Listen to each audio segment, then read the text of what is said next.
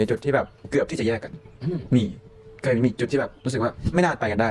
จบน่าจะจบแน่ๆ100%อะไรเงี้ยโตมาในแบบคอนดิชันที่แบบผมไม่สามารถมีในสิ่งที่ผมต้องการได้ผมไม่ได้มีแบบรองเท้าที่สวยเท่าคนอื่นเราเหมือนเราจนตรอกมากๆมันเลยต้องดิ้นรนเชื่อไหมครับผมอินส e เคียร์เรื่องเสียงกับเรื่องความสูงอันนี้อาจจะไม่เคยเล่าที่ให้ใครฟังมาก่อนเก่งเหมือนกันนะโหคำแค่เนี้ยโหน้ำตาแตกเลยจริงๆเขาเป็นคนน่ารักนะจริงๆเอาจริงมันเป็นความเฟรชบางอย่างที่แบบเราอยากสัมผัสมันอีก มึงเคยคุยเรื่องนี้กับเขาไหม ก็น่าจะรู้ตัวจุงดังสวัสดี ๆ ครับ สวัสดีครับผม สวัสดีครับ โอ้เย่ โอ้เย่อีกแล้วเท่อีกแล้ว โอ้แน่นอน ดีใจมากๆที่คุยคุณ2คนครับเพราะว่าชื่อจุงดังจริงเราจะมีโอกาสเจอก่อนอันเนี้ยครั้งแล้วคุณอาจจะไม่รู้แต่ ตอนไหนฮะ เราหาเวลาตรงกันไม่ได้ครับผมก็รอว่าแมตช์รายการกับคิวพวกคุณน่ะจะได้เมื่อไหร่ ผมว่าไม่ใช่นะผมว่าพี่ชายคิวทองมากกว่า ทำไม คิวหายาก เขาต้องนุ่มขนาดนี้จุง ผมก็งงเหมือนกันครับบางครั้งแล้วแต่โทนเสียงเขามีหลายโทนเสียงครับ หลายเสียงเหรอ ใช่เขามีหลายโทนเสียง เช่น ดัง เสียง ลองสิ เสียงต่ำเซ็กซี่ ให้คุณอื่นพูดด้วย เอ้าก็คุณโยนไว้ให้ผม หมายถึงเซ็กซี่ คือปกติเราจะไม่ชมตัวเองไงใช่ไหม ใช่ มันต้องให้คนอื่นชมว่าเสียงแบบนี้เซ็กซี่จัง เสียงโทนแรกนะครับ โทนสอง โทน2ประมาณนี้ครับ โทนสาม ยังไงนะครับ ทำไมเขาเชื่อคนง่ายจังอะให้ทำอะไรก็ทำ นี่แหละครับ ผมก็เป็นคนแบบไม่ได้คิดอะไรมากไงแบบจอยๆอะ โอเค จอย โอเค วันนี้เรามาดีฟทอ l k กันครับ จุงและดัง ๆโห ครับ แย่เลยพี่ผมเพิ่งบอกผมไม่คิดอะไรมาก วันนี้พี่โจส่งหัวข้อรูปฉายที่น่าสนใจที่พี่สนใจแล้วก็แฟนคลับพวกคุณก็สนใจ ครับ ส่งมาให้พวกคุณ 2 คนอัลบั้ม Dear Myself อยู่ที่ใครครับ โชว์ที่กล้องหน่อยฮะ นี่ครับ รูปแรกที่พี่โจส่งให้คือ รูปวันที่เด็กคนนั้นต้องเอาตัวรอด ครับ อาจจะเป็นเหตุการณ์ในวัยเด็กที่เปลี่ยนชีวิตแล้วก็หล่อหลอมคุณ 2 คนให้เป็นวันนี้ ครับ จุงส่งรูปอะไรมาไหนครับ อันนี้เป็นรูปพูดได้เลยว่าเป็นรูปสุดท้ายแล้วกัน เป็นรูปสุดท้ายที่ผมได้ถ่ายกับคุณพ่ออก่อนที่คุณพ่อจะเสียชีวิต ครับ ใช่ เพราะว่าเหมือนก็เราก็ไม่คิดมาก่อนว่าคุณพ่อจะเสียอะไรอย่างเงี้ยมันคือมันแบบในวันที่คุณพ่อเสียอย่างเงี้ยเหมือนเป็นจุดเปลี่ยนในชีวิตผมมากๆเพราะว่าในช่วงที่คุณพ่อเสียเนี่ยมันเป็นช่วงโควิดพอดีผมอยู่ประเทศจีนเพื่อไปแบบไปแข่งขันรายการ Survival อะไรอย่างเงี้ยครับผมเหมือนแบบผมได้แบบทำการตัดสินใจแบบทิ้งทุกอย่างใช้คำว่าสละทุกอย่างที่ผมมีในประเทศไทยแล้วแบบไปที่จีนอะไรอย่างเงี้ยครับผมแล้วว่าเกิดแบบโควิดขึ้นทำให้แบบรายการถ่ายไม่ได้ ตอนนั้นจำได้ว่าแบบ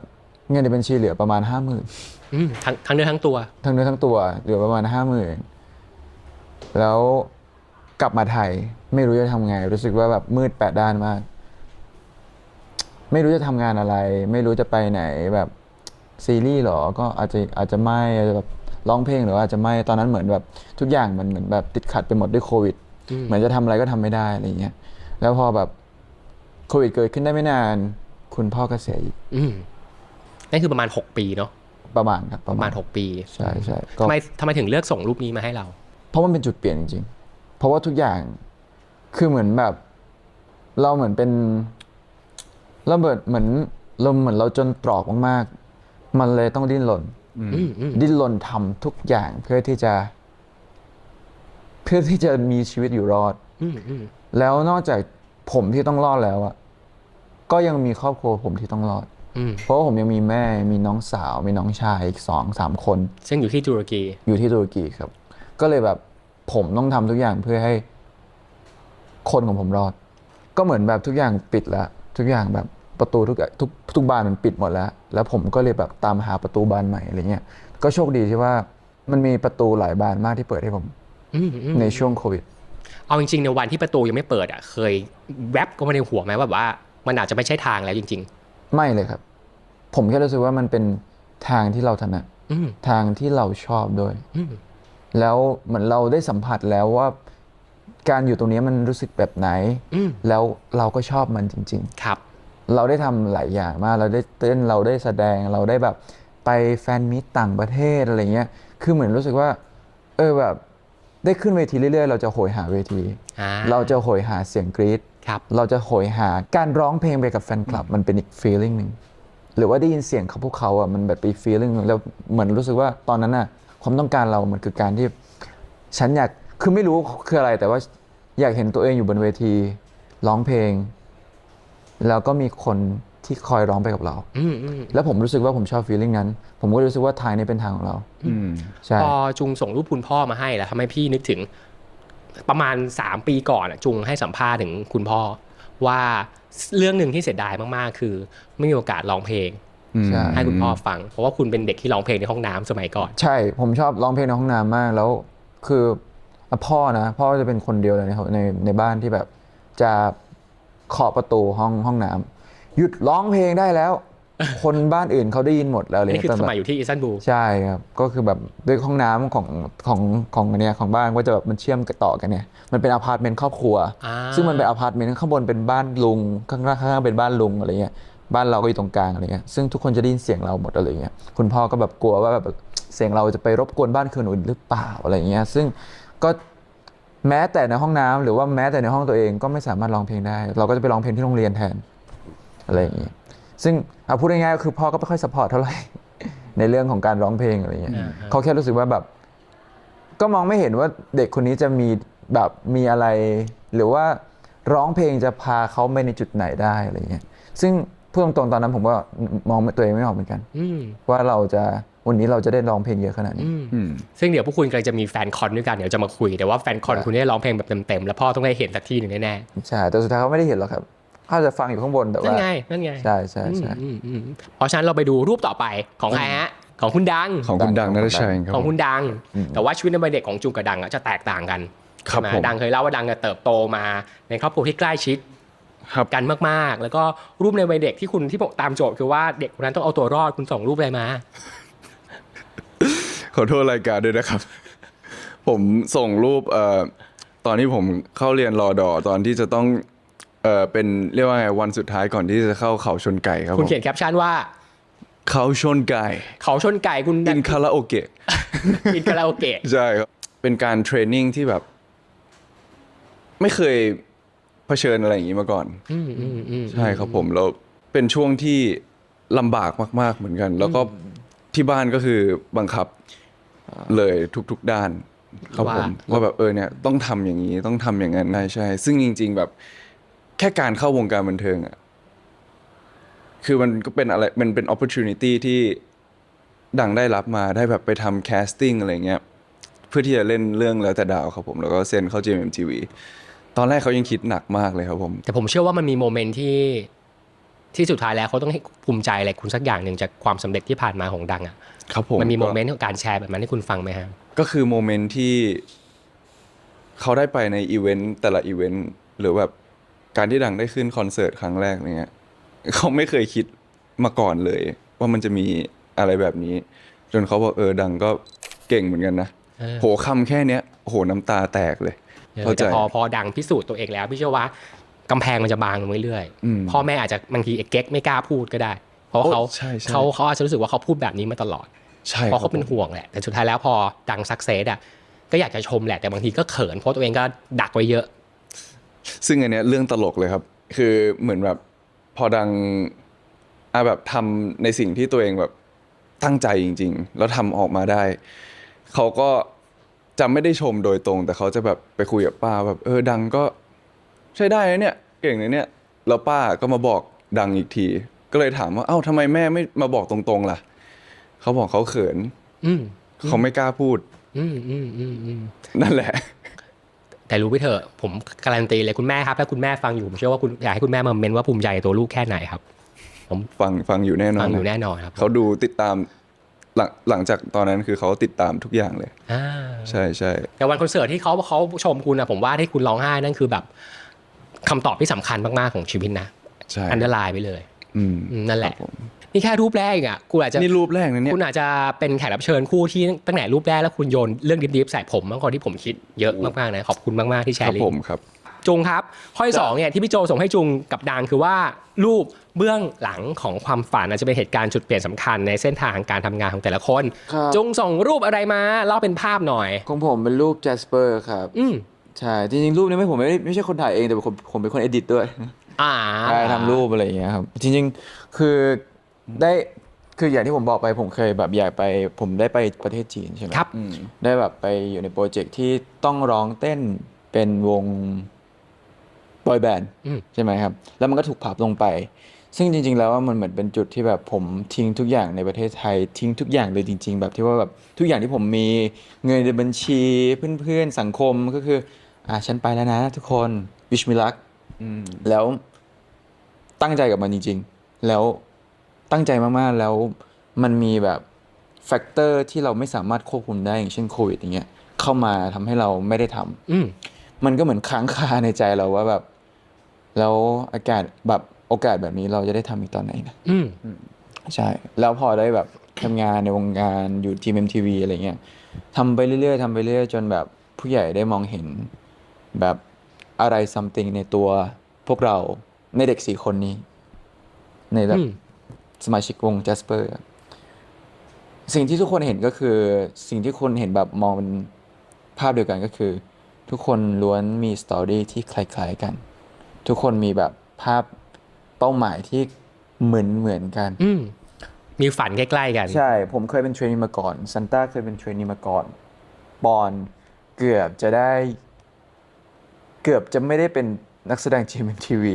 อาจจะเกือบจะได้เป็นไอดอลอยู่ต่างประเทศในค่ายใหญ่ๆพี่อู๋เต้นตั้งแต่แบบช่วงแบบทีเนเจอร์ของเขาแบบหมายถึงแบบในช่วงแบบอยู่แบบม.ต้นม.ปลายอะไรเงี้ยสนใจในการเต้นตั้งแต่แบบเข้าไปอยู่ในวง cover อะไรเงี้ยcover dance อะไรเงี้ยแล้วทุกคนเหมือนแบบมีความฝันที่อยากจะเป็นศิลปินไอดอลสนใจในการร้องการเต้นอยู่แล้วอะไรเงี้ยก็เลยรู้สึกว่าแบบในวันที่ผมเหมือนไม่เคยคิดมาก่อนว่าโอกาสนี้มันจะมาได้เมื่อไหร่ก็เหมือนแบบได้มาเจอพวกเขาใช่จนเกิดเป็นวงนี้ขึ้นมาใช่ แล้วคุณเขียนแคปชั่นว่านี่ New Door Old Dream เหมือนเป็นฝันเก่าที่แบบไม่กล้าที่จะฝันถึงมันแล้วเพราะว่าเราไม่รู้ว่ามันจะมีโอกาสแบบนี้แบบโอกาสดีๆแบบนี้ได้อีกเมื่อไหร่แต่ว่ามันก็เหมือนแบบอยู่ดีก็มีประตูบานหนึ่งเปิดขึ้นมาให้เราได้เห็นแล้วว่าโอกาสมันมาได้ทุกเมื่อโคตรชอบแคปชั่นคุณเลยอ่ะประตูบานใหม่เป็นฝันเก่าฝันเก่าใช่แล้วพอฝันเก่าๆมันเกิดขึ้นในวันนี้รู้สึกยังไงรู้สึกดีครับรู้สึกดีจริงๆฝันที่ผมวางเอาไว้อาจจะเป็นภาพอีกแบบหนึ่งแต่ว่าด้วยสถานการณ์ทุกอย่างอะไรเงี้ยด้วยแบบสมาชิกวงด้วยแหละด้วยความที่ทุกคนมีแบบมีงานเป็นของตัวเองด้วยอะไรเงี้ยคิวตารางอะไรเงี้ยอาจจะไม่เหมือนมีโอกาสได้แบบมานั่งทำออกเพลงกันไม่ได้บ่อยเท่าที่ผมคาดหวังไว้อะไรเงี้ยจริงๆผมแค่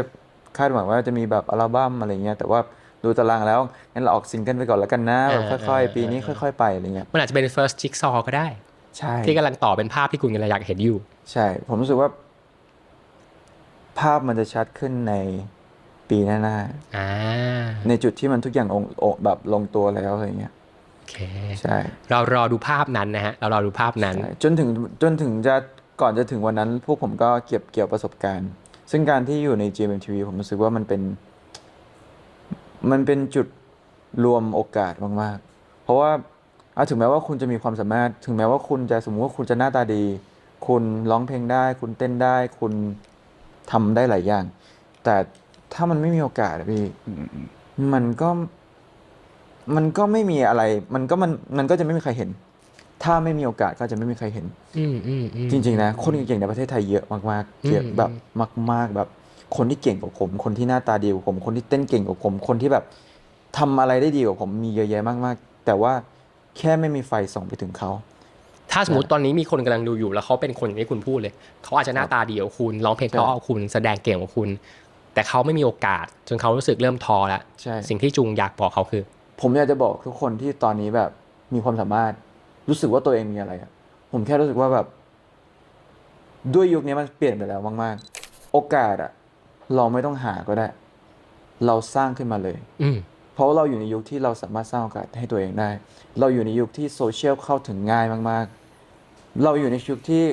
คนคนหนึ่งสามารถดังได้ข้ามคืนไม่เหมือนแต่ก่อนที่ต้องแบบสะสมบารมีแบบเป็น10 ปีเดี๋ยวนี้คนแบบผมรู้สึกว่ามีชื่อเสียงง่ายขึ้นมากแค่แบบ make something แบบ hit and then boom อันนี้คือจุดที่2ในเส้นทางเดินทางของจุงครับเราไปดูของดังบ้างครับรูปของดังที่เป็นเบื้องหลังความฝันคุณเขียนแคปชั่นว่าจุดเปลี่ยนชีวิตครับผมจุดเปลี่ยนชีวิตนี่คือนักศึกษาปี 1 นักศึกษาปี 1ใช่ครับผม ที่เป็นเขาเรียกไหมคาถากรเป็นคาถากรครับผม ทำไมคุณถึงส่งรูปนี้มาให้เราอะ คือทุกอย่างที่มันเรียกว่าไงหล่อหลอมให้ดังเป็นแบบดังในทุกวันเนี้ยคือยกเครดิตให้รูปนี้เลยครับผมก็คือรูปคาถากรครับผมตอนแรกไม่ได้เป็นเด็กกิจกรรมเหมือนกัน แต่มีรุ่นพี่ในคณะคอมพิวเตอร์อินโนเวชันเหมือนกันอ่ะเขาก็บอกว่าดังลองไปแบบลองไปสมัครคาถากรดูไหมได้ก็ดีไม่ได้ก็ไม่เป็นไรลองขำๆตอนแรกก็ไม่อยากเหมือนกันเพราะแบบเราไม่เคยไงเราไม่เคยจับไม้เลยไม่เคยแบบทำอะไรแบบโชว์เลยไม่เคยเลย แต่หลายคนแบบเหมือนเรียกว่าไงแบบพุชเราให้ไปลองดูสักหน่อยเราก็เลยลองดูได้ let's try it เราก็เลยไปปุ๊บพอเราไปเราได้ไอ้ตำแหน่งคาถากรมาแล้วรูปนี้เป็นรูปที่จุดประกายตอนประกาศว่าใครเป็นคาถากรมันเป็นเหมือนเป็นรูป ตอนนั้นจำได้ดังแน่มี follow IG 500รวม high school ทั้งหมดละแต่พอรูปนี้ปล่อยปุ๊บเหมือนจะเป็นหมื่นในข้ามคืนเลยก็เลย GMM เลยติดต่อมานี่แหละอันนี้ก็คือจุดเปลี่ยนที่แบบ เข้าชับ back to จุดเริ่มต้นว่าแบบก็เถียงกับแม่ว่าแบบยังไงดีแต่แบบ opportunity มันมาแล้วนะ why not try it เพราะว่าแบบเราลองนี้มาแล้วอะ let's try and go further ถูกป่ะก็เลยเถียงกันยับแต่สุดท้ายก็ได้เข้ามาเซ็นนี่แหละครับผมแล้วก็เรามามองอีกทีพ่อเราก็เคยเป็นนี่หว่า รูปข้างบนเหมือนกันเลยรูปข้างบนคือรูปคุณพ่อรูปข้างบนคือรูปคุณพ่อครับผมแล้วข้างล่างก็เป็นรูปดังมันคือการเดินทางมันเหมือนกันเลยแต่ของพ่อคือพ่อไม่ชอบพ่อไม่ชอบอะไรด้านนี้เลยพ่อชัดเจนมากคือพ่อชอบคือเขาทำงานของเขาอะเขามีความสุข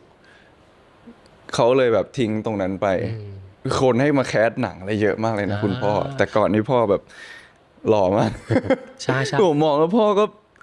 ตอนหนุ่มๆนี่พ่อหล่อมากเลยนะผมก็เลยถามแบบพ่อนี่สาวเยอะเปล่าอะไรเงี้ยพ่อบอกว่าผมเคยถามพ่อโหเยอะดังแต่อย่าเป็นเหมือนพ่อแล้วกันเรื่องนี้ต้องให้แม่เล่าดิคืออันเนี้ยไม่รู้ดีเทลหรอกแต่พ่อบอกว่าพ่อแบบคนจีบเยอะแบบผู้หญิงติดตึมเลยอะไรเงี้ยแต่มันเป็นจังหวะรูปที่มันเหมือนมันคือผมไม่เคยเห็นรูปนี้มาก่อนเลยจนกระทั่งผมมาถ่ายรูปเนี้ยแล้วผมไม่ได้พยายามจะเรียกว่าไงแบบทำท่าเหมือนกันแบบองศาทุกอย่างเหมือนกันแต่แบบพอมาเรียงเป็นบนล่างอ่ะเฮ้ยมันคือแบบมันคือ identical มากวิ่งอยู่ดีอะไรเกิดขึ้นในหัวผมรู้ป่ะคือผู้ชาย2คนนี้เขามีจุดเริ่มต้นเดียวกันแต่สุดท้ายอ่ะเขาก็เลือกในสิ่งที่เขาต้องการเหมือนกันนะเพียงแต่พ่อของดังไม่ต้องการที่จะใช้ชีวิตอีกแบบใช่แต่ดังต้องการที่ใช้ชีวิตแบบนี้ใช่ครับผมใช่ซึ่งออปชันของดังเหมือนของคุณพ่อเลยครับผมออปชันคือจะเข้าวงการบันเทิงทุ่มเทแล้วอยู่ในประเทศไทยหรือว่าจะถูกส่งไปเรียนอังกฤษอันนี้ก็คือชัดเจนมากว่าแบบดังติดที่บ้านคือไม่อยากไปเคยร้องไห้เลยนะแบบไม่อยากไปจริงๆแม่แบบไม่อยากไปเรียนเลยอังกฤษอย่างเงี้ยเขาเลยแบบใจอ่อนคือแม่แพ้ใจอ่อนอันนี้ผมรู้ทริคแล้วรู้ทริคแล้วแม่ก็เลยยอมให้อยู่ประเทศไทย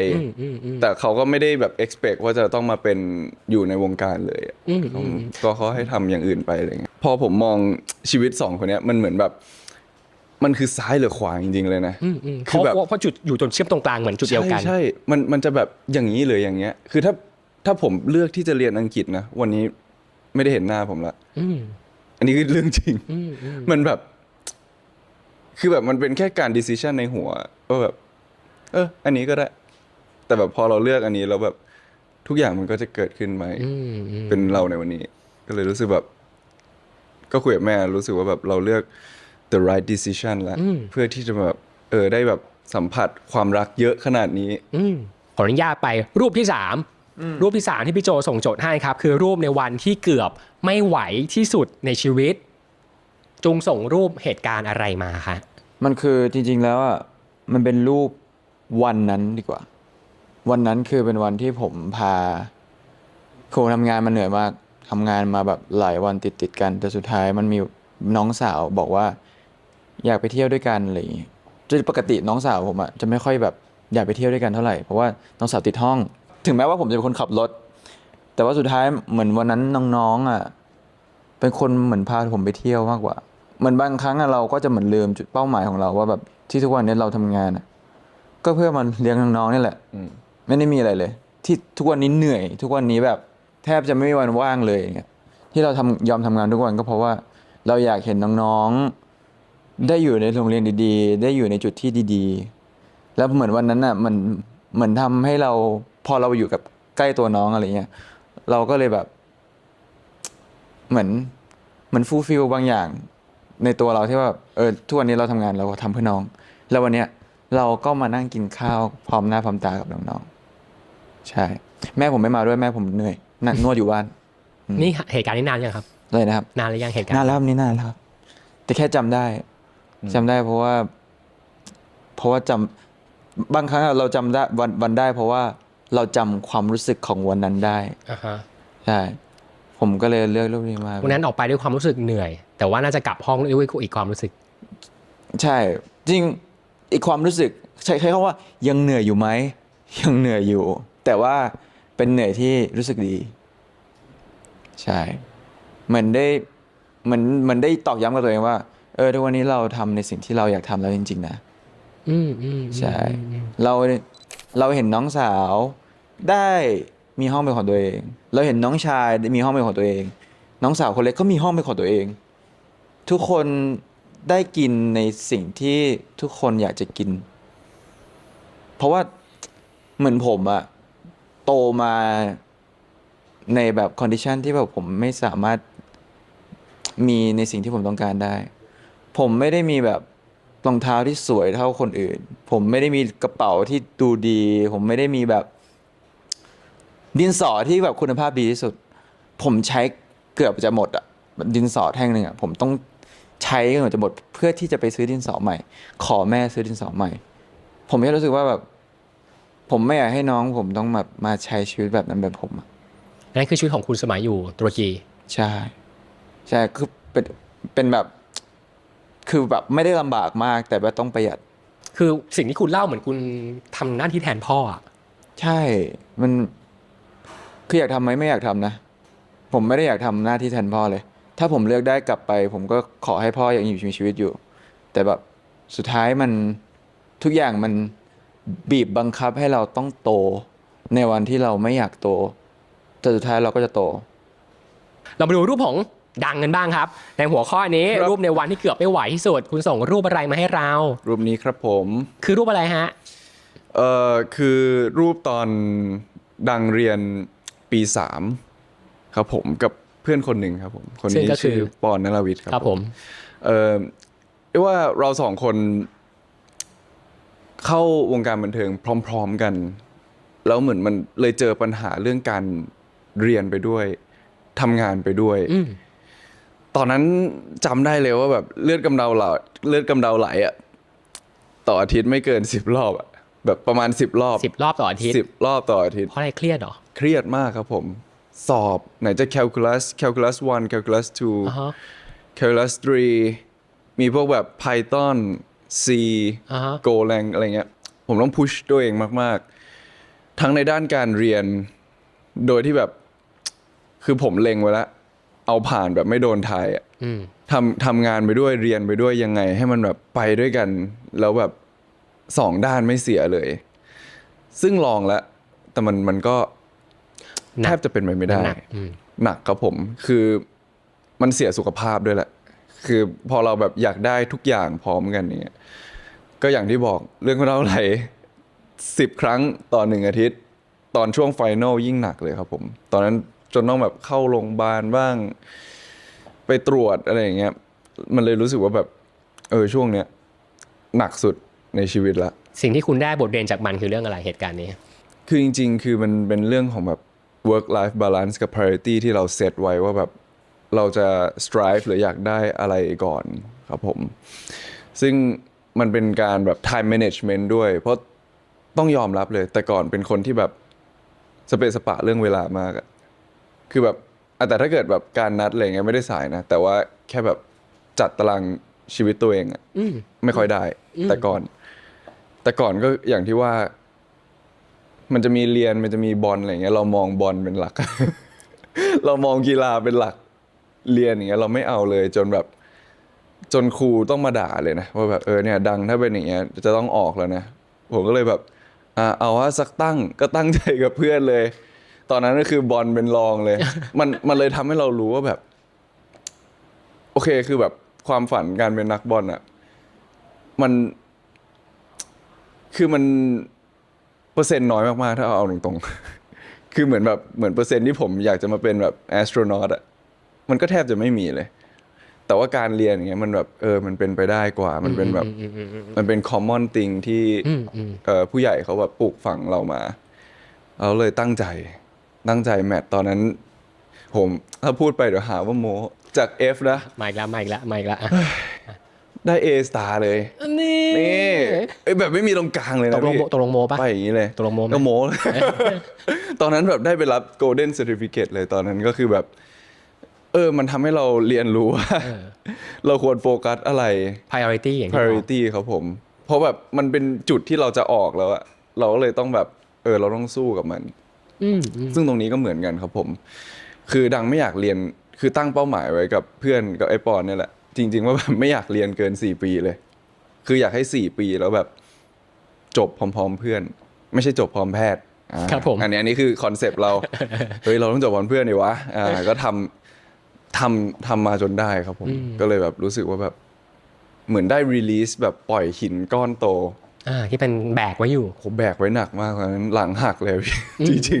ๆครับผมก็เป็นอะไรที่หนักมากๆรูปต่อไปเป็นรูปที่ผมเชื่อว่าคนที่เป็นแฟนคลับจุงดังรอว่าเมื่อไหร่มันจะเดินทางมาถึงสักทีครับรูปต่อไปเลยใช่เพราะรูปต่อไปเนี่ยเป็นเรื่องของความสัมพันธ์ที่เป็นคู่ของจุงดังแล้วเพราะพี่โจให้ทั้งสองคนส่งรูปถ่ายคู่ที่มีความหมายที่สุดในชีวิตของพวกคุณมาพวกคุณส่งรูปถ่ายคู่อะไรมาให้Dear Myselfครับอันนี้ถ่ายที่ญี่ปุ่นครับอันนี้เป็นรูปที่ถ่ายที่ญี่ปุ่นเพราะผมแค่รู้สึกว่าคือพวกผมคือได้โตแล้วด้วยผมแค่รู้สึกแบบคิดถึงช่วงแรกๆที่เราแบบทำงานด้วยกันอันนั้นคือรูปนั้นนานหรือยังนานแล้วครับนานมากๆนานมากก็น่าจะเป็นครั้งแรกๆที่ไป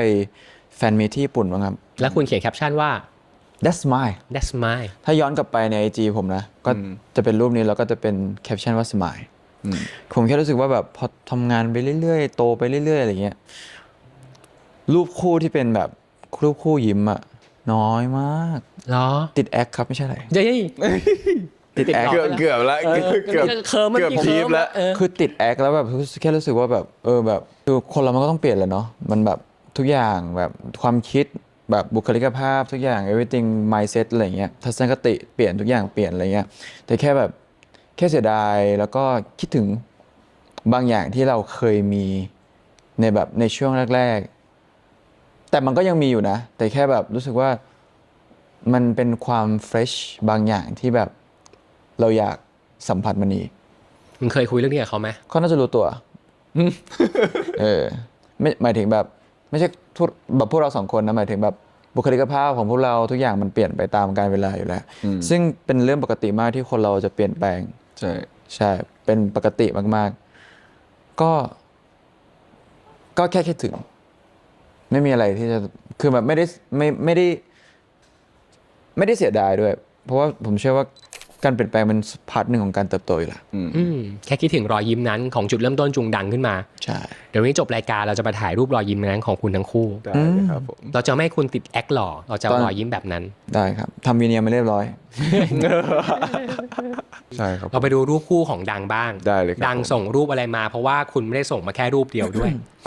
คุณส่งรูปคู่จุงดังมา2 รูปเลือกไม่ได้ดิทำไมเพราะว่ามันสเปเชียลหมดเลยรูปนี้ก่อนแล้วกันเรารูปนี้นะครับผมคือเป็นรูปที่เหตุการณ์คืออันนี้รูปคู่ที่มีความหมายแคปชั่นของผมก็คือตอนนั้นมันเป็นเหมือนแบบบิ๊กเดย์ครับผมที่ได้ร่วมงานเป็นพรีเซนเตอร์ของ It Skin ครับผมแล้วเขาก็มาเซอร์ไพรส์ด้วยดอกไม้ช่อโตเขานี่คือสีฟ้าคุณจุงใช่ครับผมคุณจุงก็มาเซอร์ไพรส์ดังแล้วอันนั้นพูดตรงๆเลยนะแบบคือจริงๆเขาไม่ต้องทำแบบนี้ก็ได้แต่เขาเลือกที่จะมา congratulate เรากับตัวเลยรู้สึกว่าแบบ เขาแบบน่ารักมากเลยนะเพราะแบบไม่ได้ expect เลยว่าเขาจะโผล่มากลางอีเวนต์ครับผมก็เลยแบบรู้สึกเป็นอะไรที่แบบ appreciate แล้วจะชอบรูปนี้มากเป็นรูปเซลฟี่ผ่านกระจกถูกไหมๆใช่ครับผมใช้กล้องถ่ายรูปใช่แต่คุณไม่ได้ส่งมารูปเดียวสิอ๋อไม่ได้ส่งมารูปอีกรูปหนึ่งซึ่งผมก็ชอบมากๆเช่นกันโหจริงๆเลือกไม่ได้ คือรูปที่เขากอดผมอันนี้คือหลังจากที่อีเวนต์เสร็จแล้วครับผมแล้วก็ทุกคนเตรียมตัวจะกลับบ้านแล้ววันนั้นจำได้เลยว่าดังวิ่งอีเวนต์ก่อนเหมือนน่าจะแบบโหไกลมากเลยปทุมมั้งแล้วก็กลับมาที่สเตชันอีเวนต์ก็คือวิ่งตั้งแต่เช้าเลยตื่นมาตั้งแต่แบบ6 โมงเช้า7 โมงเช้าวิ่งอีเวนต์กลับมาทำเบิร์ธเดย์มาเจอทุกคนอะไรอย่างเงี้ยครับผมก็เป็นวันที่ exhausting เหมือนกันเรารู้สึกว่าแบบพอเขาทำอย่างเงี้ยมันก็หายเหนื่อยนะจริงๆเอาจริงๆหายเหนื่อยเลยรู้สึกว่าแบบเขาก็จริงๆเขาเป็นคนน่ารักนะใช่ผมก็ดีทุกวันนี้ก็น่ารักเหมือนกันยังไงเล่าให้มันภาพหน่อยเห็นภาพเหรอโอ้แค่หน้าตาก็น่ารักแล้วคือโมเมนต์เนี้ยคือผมต้อง emphasize ว่ามันเป็นโมเมนต์ที่เขามองผมมองเขาแบบเขาน่ารักที่สุดละรูปนี้นะที่สุดเลยที่ดอกไม้ใช่ครับผมรูปนี้หน้าคุณดูเป็นคนเฟรนลี่มากๆคุณจุงรูปเนี้ยดูแบบใจดีดูแบบใจดีไงใช่ครับผมก็เป็นรูปนี้อีกรูปหนึ่งเป็นเบิร์ธเดย์แต่ว่าจริงๆอยากจะให้เน้นรูปนี้มากกว่าเพราะว่ารูปเนี้ยรู้สึกว่าแบบมันทัชใจดังที่สุดละตั้งแต่อยู่ด้วยกันมา5 ปีแต่รูปไอ้ที่เป็นเบิร์ธเดย์ที่จุงเกาะกอดด้านหลังอะครับครับผมตอนพี่เห็นรูปนี้ว่าพี่นึกถึงประโยคนึงที่คุณเคยให้สัมภาษณ์กันแล้วจุงพูดประโยคนึงว่าผมจำประโยคเป๊ะๆไม่ได้นะแต่ประมาณว่าเหมือนกับว่าถ้าสมมติในโลกนี้มันจะมีใครสักคนทำร้ายมึงอะอยากให้รู้ว่ากูจะเป็นคนสุดท้ายที่ทำร้ายมึงผมจำได้ช่วงไหนเป็นช่วงอยู่เซฟเฮาส์คือแต่ก่อนอะตอนเด็กๆอะผม insecure อยู่2 เรื่องก็คือเชื่อไหมครับผม insecure เรื่องเสียงกับเรื่องความสูงอันนี้อาจจะไม่เคยเล่าที่ให้ใครฟังมาก่อนแต่แบบคือตอนเด็กๆอะผมจะเป็นคนที่สูงที่สุดในคลาสแล้วจะเป็นคนที่เสียงต่ำที่สุดแล้วคือแบบเสียงการพูดเนี่ยแหละแล้วมันเหมือนโดนล้อไอ้ยักษ์ไอ้ใหญ่ไอ้ตู้เย็นอะไรเงี้ยจะเป็นคนที่ตัวใหญ่มากสูงแล้วก็ใช่แล้วว่าตู้เย็นเป็นศัพท์ใหม่เลยเนี่ยจริงตู้เย็นเป็นศัพท์ใหม่คือนึกคำไม่ออกแต่มันนี่ขนาดคนตัวสูงยังถูกบูลลี่อ่ะโลกนี้โอ้โหจริงๆพี่ตอนนั้นมันเหมือนแบบไม่ได้ฟิตอินกับ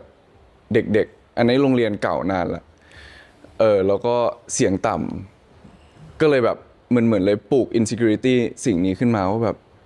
ถ้าเกิดยืนกับเพื่อนๆเราต้องแบบห่อตัวหน่อยตัวเล็กๆคนไม่มั่นใจหรือว่าแบบเสียงเราก็แบบคือเราไม่ได้ชอบเสียงแล้วแบบยิ่งมีคนมาล้อแบบคนแบบโอ้สวัสดีครับดังอะไรเงี้ยมันจะแบบผมไม่ชอบผมไม่ชอบให้คนมาล้อเสียงแต่ว่าแบบพอโตขึ้นมามันก็เลยแบบ2 สิ่งนี้มันเป็นกลับกลายเป็นสิ่งที่เราชอบเลยเสียงต่ำกับความสูงมันก็เลยแบบตอนนี้ไม่ได้เป็นไรแต่ตอนนู้นเขาก็ล้อเสียงผมแต่ว่าตอนนั้นยังเด็กอยู่ก็เลยแบบแต่ผมไม่ได้ล้อแบบอารมณ์ผมไม่ได้ล้อแบบเชิงว่าแบบดื้ออะไรอย่างเงี้ยนะแต่แบบหมายถึงแบบคือเหมือนในสภาวะมันก็เหมือนทุกคนก็พูดกันแบบแซวๆกันได้ว่าดังมันเสียงใหญ่ดีเนาะอะไรเงี้ยแบบจะพูดอย่างเงี้ยแบบดังมันเสียงใหญ่ดีเนาะอะไรเงี้ยก็ทุกคนพูดก็ก็เสียงใหญ่จริงอะไรเงี้ยนึกออกป่ะแบบมันพูดกันไปพูดกันมาโดยที่แบบในวงเพื่อนอะไรเงี้ยก็ไม่มีใครคิดอะไรแล้วก็ไม่มีใครคิดว่าเขาคิดอะไรก็ไม่รู้ด้วยจริงๆมันเป็นช่วงแรกๆที่พวกผมรู้จักกันด้วยแหละความรู้จักใช่จริงตอนเข้าเซฟเฮาส์ก็คือแทบจะเหมือนช่วงเรียนรู้กันช่วงแรกๆด้วยอะไรเงี้ยแล้วแบบพอแบบดูดีๆเขาก็แบบเหมือนเฮ้ยเป็นไรวะเฮ้ยแบบเหมือนคือดูสีหน้าอะไรเงี้ยต่างๆนานาก็ดูออกว่าเป็นอะไร something ไม่พอใจอะไรไม่พอใจอะไรอย่างเงี้ยนี่ก็เลยเข้าไปถามว่าเป็นอะไรหรือเปล่าเฮ้ยเป็นไรเปล่ามึงตาแดงเลยนะแบบคือใช้คำว่าเสร็จมันมีความ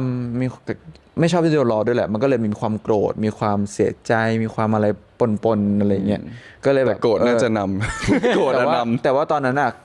กดนำก็เลยตกใจว่าโกรธอะไร กดอะไรกูพูดอะไรไม่ดีหรือเปล่า ซึ่งอันนี้ก็ไม่รู้ตัวแล้วเขาก็บอกอ๋อโอเค แล้วอันนี้ทุกคนรู้ไหมมีใครรู้ไหมอะไรเงี้ยเพราะว่าทุกคนมันก็เหมือนพูดกันโดยไม่ได้คิดอะไรอะไรอย่างเงี้ยก็เลยแบบเกิดเป็นวันนั้นขึ้นว่าผมก็แบบอธิบายตัวเองว่าถ้าไม่ชอบก็หลังจากนี้ก็ไม่พูด เรารู้ละ โอเคนะจำไว้นะกูจะเป็นคนสุดท้ายที่จะแบบถ้าจะใครที่จะแบบพูดทำร้ายมึงอ่ะกูจะเป็นคนสุดท้ายที่จะทำร้ายครับ มันก็เลยเป็นที่มาของคำประโยคนั้น ซึ่งเป็นประโยคที่ดีมากเลยนะ ใช่ ผมชอบประโยคนี้มาก แต่ตอนนั้นก็เด็กๆด้วยแหละ เด็กนะพี่ มันแบบมันอาจจะแบบไม่ได้ชอบให้คนล้อ เข้าใจครับ อะไรก็ตาม แล้วผมถามอย่างนี้ได้ไหมว่าคุณทำงานมาด้วยกันแล้วมันการทำงานมันผ่านทั้งเรื่องดีเรื่องไม่ดีความเหนื่อยยากและความสุขและความสำเร็จซึ่งคุณโอบมันตลอดเวลาของการที่เป็นจุงดัง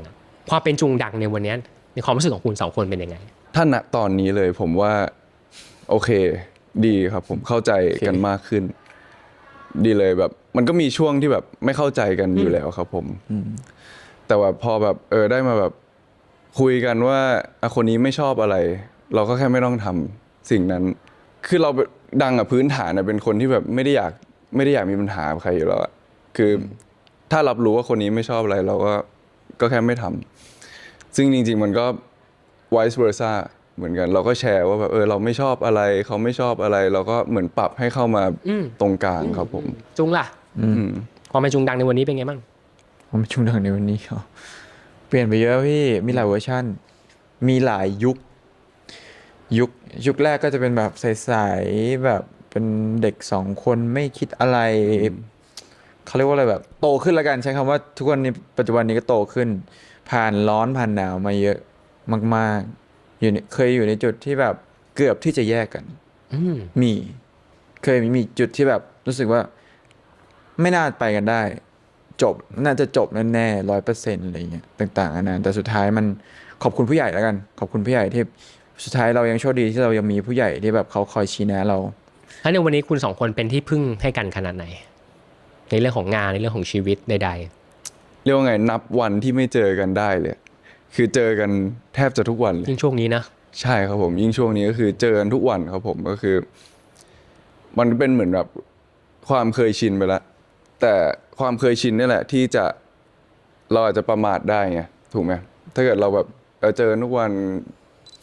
สนิทกันมากขึ้นบางทีเราก็ไม่รู้ว่าแบบสิ่งนี้เราทำโดยที่ไม่รู้ตัวเราอาจจะไปเฮิร์ตเขาก็ได้เราก็ต้องแบบยิ่งใกล้ยิ่งต้องแคร์มากขึ้นเพราะมันมีบางช่วงเลยพี่ที่แบบเรามานั่งเคยมีดีลแบบนี้เกิดขึ้นมีดีลแบบนี้เกิดขึ้นที่ว่าเราเคยชินงานกับการอยู่ด้วยกันใช่ไหมไม่ทักทายกันละเขาจะเข้าใจไหมบางครั้งแบบมาทำงานเนี่ยเดินผ่านหน้าผ่านตากันนั่งแต่งหน้าเหม่อลอยจนบางครั้งแบบเฮ้ยไม่ได้แบบนี้ไม่ได้มึงเรามาดีลกันหลังจากเนี้ยมาทำงานมึงกอดกูก่อน1 ครั้งหรือว่าแบบ say hi something or touch me something แบบให้รู้ว่าฉันมาแล้วนะก็จะแบบเป็นกฎเล็กๆน้อยๆที่แบบทำให้ทุกอย่างมันดีขึ้นเช่นกันตอนกลับอย่างเงี้ยก็ต้องบายกันแบบเจอกันนะมึงห้ามกลับก่อนก็คือกลับก่อนได้แต่ว่าแค่แบบต้องบอก please tell ซึ่งการทำงานอย่างจริงใจของคุณ2 คนกำลังเดินทางมาถึงแฟนคอนที่ชื่อว่าจุงดัง Eyes on You แฟนคอนเล่าถึงความพิเศษของมันหน่อยผมว่ามันเป็นแฟนคอนที่พวกคุณถึงแม้คุณจะขึ้นคอนเสิร์ตแล้วคอนเสิร์ตอีกเป็นเกสใดๆแต่เดาว่าเนี่ยจะเป็นแฟนคอนที่คุณ2 คนรอครับใช่ครับ5 ปีเดินทางมาถึงแฟนคอนคือแบบเป็นครั้งแรกเป็นครั้งแรกเป็น first beginning ของทุกๆอย่างเลยนะเพราะ LL เราก็ขึ้น20 คนหรือแบบอะไรเราก็ขึ้นกันหลายๆคนแต่อันเนี้ยเฮ้ยมองไปมีแค่กันเองไม่มีใครละไม่มีตัวช่วยนะไม่มีใครเลยมีแค่เรา2 คนยิ่งต้องแบบ work ด้วยกันแบบสุดๆใช่ครับแล้วเด็กที่ร้องเพลงในห้องน้ำรอแค่ไหนตั้งแต่ผมรู้ว่า GMMTV เริ่มทำแฟนคอนผมก็เริ่มคิดโชว์ละนี่จริงๆคิดในห้องน้ำผมคิดทุกที่คิดแบบตั้งแต่สไตล์แบบโคโรกราฟเนื้อเรื่องแสงบนเวทีผมยังคิดเลยพี่แบ็คกราวด์ที่แบบเปิดตัวเพลงนี้มาเนี่ยแบ็คกราวด์จะเป็นแบบไหนไฟลงมาจากข้างบนลงมาจุดเดียว2 จุดค่อยๆเปิดตัว ค่อยๆขึ้นลิฟต์ลงคือแบบผมคิดหมดแล้วอะจริงๆนะแต่ว่าแค่เป็นผังไว้เฉยๆแค่รอว่าวันไหนมันจะมีแฟนคอนของเรา ค่อยดึงผังออกมาเปิดมาในโทรศัพท์ผมในโน้ตอะพี่จะเห็นเลยว่ามี8เต้นเปิดโชว์ไฟลงปุ๊บแดนเซอร์เข้าแดนเซอร์ออกมันมีอะไรแบบนี้เต็มเลยโน้ตไว้อยู่แล้วโน้ตไว้อยู่แล้วอันนี้มันเป็นแฟนคอนแรกแล้วมันจะเป็นอะไรที่แบบสเปเชียลมากๆคือหนึ่งเลย of course เดี๋ยวมันจะต้องมีแบบเล่าเป็นสตอรี่กระชับเรื่องแบบการเดินทางของคู่คุณว่ามาถึงจุดนี้ยังไงแบบผ่านอะไรมาบ้างคือแบบเล่าเรื่องราวทุกอย่างออกมาเป็นบทเพลงและสิ่งที่อยู่ในโน้ตนั้นกำลังจะกลายเป็นจริงในวันที่6เมษายนครับใช่ขอให้ทำได้เถิด6เมษายนได้เถิดฝากแฟนๆด้วยครับ6เมษายนไปเจอกันที่คอนเสิร์ตของจุงดังครับเราเดินทางถึงรูปสุดท้ายจุงดังรูปสุดท้ายของเดียเบเซลคือรูปหรือคลิปวิดีโอในเหตุการณ์ที่คุณภาคภูมิใจที่สุดในชีวิตจุงส่งรูปอะไรมาครับอันนี้ก็จะเป็นคลิปวิดีโอที่ผมตัดเองด้วยผมเอาคลิปจากแฟนๆนี่แหละครับแล้วก็มีพาร์ทที่แบบถ่ายเองด้วยส่วนหนึ่งอะไรเงี้ยก็จะเป็น behind the scene ของการไป Fashion Week ครับทำไมคุณถึงภูมิใจเหตุการณ์นี้ที่สุดภูมิใจครับผมเพราะว่าจริงๆผมไม่คิดไม่ฝันครับแค่รู้สึกว่าเรามารู้สึกว่าเรามาไกลมากจากเด็กที่ตอนนั้นดิ้นรนไม่มีหนทางแล้ววันนี้เด็กคนนี้กำลังจะนั่งเครื่องบิน10 ชั่วโมงเพื่อที่จะไปปารีสเพื่อไปแบบเข้าร่วมงานระดับโลกอะไรเงี้ยแค่รู้สึกว่าแบบโหเราเดินทางมาไกลเกินฝันเรามากๆอะไรเงี้ยผมไปมา3 ปีใช่ไหมครับปีแรกผมไม่ได้ถามผมไม่กล้าถามปี2ผมก็ยังไม่กล้าถามว่าทำไมถึงเลือกเราใช่ไหมถึงเลือกเราอะไรเงี้ยจนปีสุดท้ายผมได้ถามแล้วสนิทกันแล้วไงสนิทกันแล้วผมก็เลยถามว่าแบบทำไมถึงเป็นเราทั้งที่แบบมีแบบ KOL มากมายมีแบบดาราศิลปินมากมายที่เขาดูว่าจะเหมาะกว่าด้วยซ้ำเขาก็แบบตอบมาให้คำตอบเราที่ทำให้เราชื่นใจด้วยนะคือก็พวกเราชอบความเป็นคุณมันทำประโยคนี้จากคนหนึ่งทำให้แบบเรามั่นใจขึ้นประมาณ 500% แบบแต่ก่อนเราก็ไม่ค่อยมั่นใจในตัวเองหรอกว่าสิ่งที่เราเลือกสิ่งที่เราแบบ selection เรามันดีการเลือกของเรามันดีอะไรเงี้ยแต่เหมือนเขาทำให้เราเหมือนมายืนยันเราว่าสิ่งที่เราเลือกดีใช่จงทำต่อไปนะสิ่งที่เป็นอยู่ทุกวันนี้มันโอเคยินดีด้วยครับจุงครับยินดีด้วยมากๆเรามาดูรูปของดังกันซึ่งเป็นรูปสุดท้ายของดังแล้วโหแย่เลยแต่ว่าดังไม่ได้ส่งแค่รูปเขาส่งคลิปมาด้วยผมเลือกคลิปนี้มาเพราะว่าคุณแม่ผมอ่ะเป็นคนลงใน Instagram ของเขาเองใช่ครับผมแต่ว่ามันอาจจะเก็บคนไม่หมดหรอกเรียกว่าไม่ได้ expect ว่าคนจะมาหาเราเยอะขนาดนี้ประเทศอะไรครับอันนี้ที่เวียดนามครับผมใช่เป็นงานอีเวนต์ของ Amani Beauty เลยครับผมซึ่งแบบก็ทำงานกับเครือนี้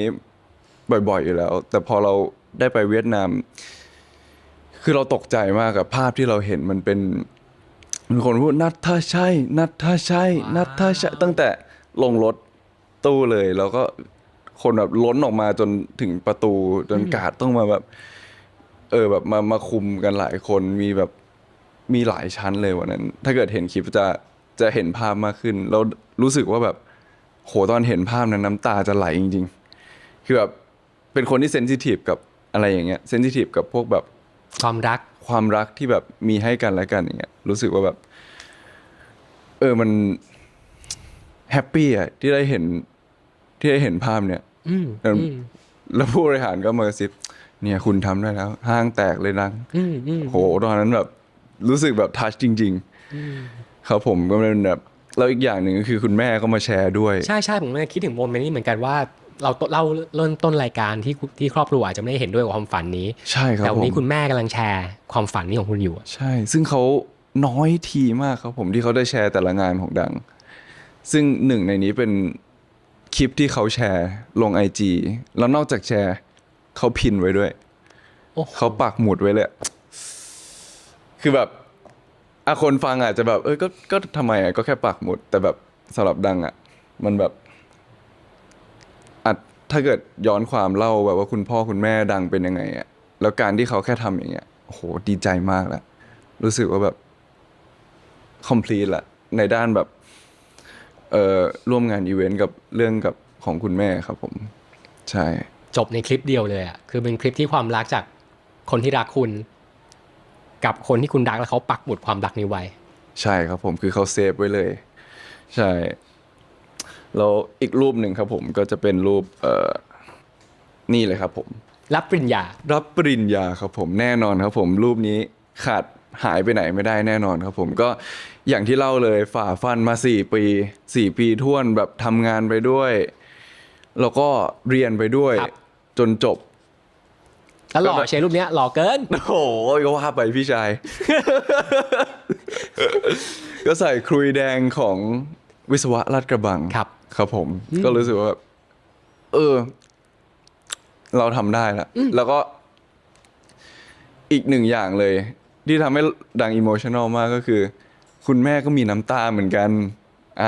ทุกอย่างถ้าโยงมามันคือเกี่ยวกับครอบครัวหมดเลยแบบมันเป็นเซอร์เคิลที่แบบมันลูปวนมาคือเราทำเพื่อเขาอะไรเงี้ยแล้วแบบเราไปบอกเขาว่าเราทำได้แล้วนะมุมหนึ่งผมรู้สึกอะไรไหมผมรู้สึกเหมือนคุณกำลัง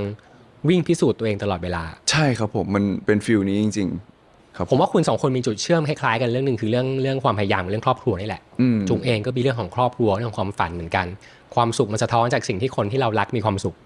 ถูกต้องครับเอาจริงนะวันนี้ผมไม่คิดว่าคุณ2คนเนี่ยจะมาโยนความดีฟใส่ผมเยอะขนาดนี้นี่สารภาพเลยแบกเอาไว้เลยพี่ให้ผมแบกไว้เหรอแบกไว้เลยฟังแบกไว้เลยซึ่งผมชอบมากๆขอบคุณที่คุณแชร์มาในวันนี้ครับครับผม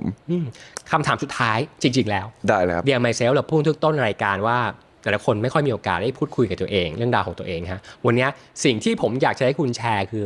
สิ่งที่คุณอยากบอกตัวเองที่สุดในวันนี้หลังจากที่เล่าเรื่องราวทั้งหมดในชีวิตให้ผมฟังตั้งแต่รูปแรกจนถึงรูปเมื่อกี้ฮะจุงกับดังอยากบอกอะไรตัวเองที่สุดในวันนี้ครับผมไม่อยากจะบอกตัวเองแบบจริงมีหลายอย่างที่อยากจะบอกแต่ว่าถ้าอยากจะบอกจริงๆแบบที่สำคัญมากๆจริงๆคือแบบอยากให้ตัวเองรักตัวเองมากๆรักตัวเองมากกว่านี้มากๆในเรื่องของแบบทั้งฟิสิกอลทั้งเมนทัลแคร์ตัวเองหน่อยผมรู้สึกว่าปีนี้ผมทำได้ดีในจุดนี้คิดว่าแบบผมได้พาตัวเองไปในจุดที่ผมไม่เคยได้ทำอยู่ในจุดที่แบบพาตัวเองไปในจุดที่แบบมีแรงกดดันที่จะสามารถพัฒนาตัวเองได้บาลานซ์มันดีไม่ได้อยู่ในเซฟโซนใช้คำว่าอย่างนี้ดีกว่าเพราะว่าผมรู้สึกว่าผมอยู่ในเซฟโซนแล้วผมไม่พัฒนาจริงๆนะเวลาคนเรามาอยู่ในเซฟโซนมันจะไม่พัฒนาเลยแบบมันจะอยู่อย่างนั้นอะวันนี้เป็นยังไง10 ปีก็เป็นอย่างนั้นแต่ถ้าเราแบบเอาตัวเองไปอยู่ในจุดที่แบบมันมีแรงกดดันไม่ปลอดภัยบ้างอะมันจะทำให้เราเห็นได้เลยว่าเวลาเรามันดิ้นรนทำอะไรอะเราทำอะไรได้หลายอย่างมากเลยนะในวันที่แบบเราไม่มีตัวเลือกในวันที่แบบเราต้องพุ่งชนกำแพงจริงๆอะมันความรู้สึกมันเป็นยังไงและหลังกำแพงมันเป็นยังไงว้าวชอบว้าวเพราะถ้าคุณไม่ชนกำแพงให้มันล้มบางทีคุณไม่รู้หรอกข้างหลังคืออะไรใช่หรือว่าบางครั้งเราก็ต้องมองกว้างๆเพื่อที่จะได้เห็นประตูเพื่อที่จะเราไม่ต้องชนกำแพงใช่ไอเด็กผ่านชีวิตมาเยอะมันจะคิดอะไรแบบนี้ใช่ คุณดังคุณอยากบอกอะไรตัวเองที่สุดครับอย่ายอมแพ้แล้วก็ chase dream ที่แบบตั้งใจไว้คือสักวันหนึ่งทุกอย่างที่ดังวาดเอาไว้มันก็จะเกิดขึ้นได้จริงซึ่งมันจะมีโค้ดหนึ่งที่ดังชอบมากๆเลยแต่มันจะเป็นโค้ดภาษาอังกฤษก็คือ a winner is just a loser that just tried one more time อันนี้ผมชอบมากคือมันสามารถใช้ได้กับทุกเรื่องเลยนะคือคนที่แบบชนะมาแล้วแบบสำเร็จมาแล้วคือเขาก็ต้องเคยเป็น loser มาก่อนแต่เขาก็แค่ลองอีกรอบถ้ามันไม่ได้ก็กลับมาอีก try again คือ try จนแบบมันต้องมีสักวันหนึ่งเป็นของเราก็เลยชอบโค้ดนี้มากๆครับผม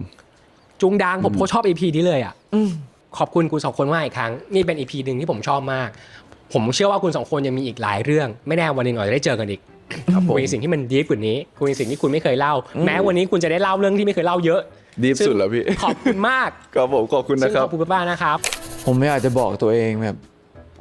จริงมีหลายอย่างที่อยากจะบอก แต่ว่าถ้าอยากจะบอกจริง ๆแบบที่สำคัญมากๆจริงๆคือแบบอยากให้ตัวเองรักตัวเองมากๆรักตัวเองมากกว่านี้มากๆในเรื่องของแบบทั้งฟิสิกอลทั้งเมนทัลแคร์ตัวเองหน่อย A winner is just a loser that just tried one more time อันนี้ผมชอบมาก อย่ายอมแพ้ แล้วก็ chase dream ที่แบบตั้งใจไว้ คือสักวันหนึ่งทุกอย่างที่ดังวาดเอาไว้อะมันก็จะเกิดขึ้นได้จริง ซึ่งมันจะมีโค้ดหนึ่งที่ดังชอบมากๆเลย แต่มันจะเป็นโค้ดภาษาอังกฤษ ก็คือ A winner is just a loser that just tried one more time อันนี้ผมชอบมาก